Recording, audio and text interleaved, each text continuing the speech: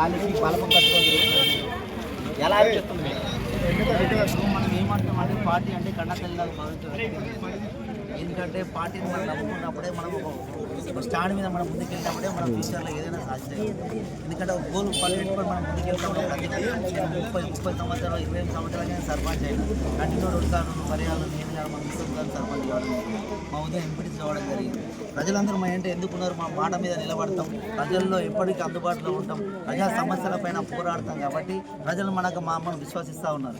మేము వద్దంటే కూడా మా ఎంబడి ఉండి వాళ్ళే ప్రోత్సహిస్తూ ఉంటారు. ఇప్పుడు ఎలక్షన్ వచ్చిందంటే మేము కాదు, వాళ్ళ ఇంటింటి ప్రచారం చేసి నడు ఈ వాడికి వెళ్ళాలి, నడు ఆ వాడికి వెళ్ళాలి, నడు ఇదని వాళ్ళే మనం కోఆపరేట్ చేస్తూ ఉన్నారు. కాబట్టి వాళ్ళు ఇచ్చేది చూపించే అధికార పార్టీలో కార్యకర్తలు ఎక్కువ ఉత్సాహం ఉంటుంది. మీ దగ్గర చూసుకుంటే ఇక్కడ ఒక బలమైన ప్రతిపక్షంగా ఉండి మీరు ముందుకు నడుపుతున్నారు. ఎలా అంటే అధికారం అనేది ఎవరికి శాతం కాదు. కాకపోతే పెద్ద మనుషులు అంటారు మోచేత బలం ఉంటే మొండి చేయగలి తీస్తుంటారు. చూసినావా? ఏదైనా సరే మన లోపల బలం ఉండాలి, మన లోపల శక్తి ఉండాలి, మనం ఏదైనా చేయగలం, మన దగ్గర దృఢ నిశ్చయం ఉంటే మనం ఏదైనా సాధిస్తాం. అధికారం ముఖ్యం కాదు. అధికారం టీడీపీలో ఉండి సర్పంచ్ గెలవడం జరిగింది, తర్వాత టీఆర్ఎస్లో పోయినాం.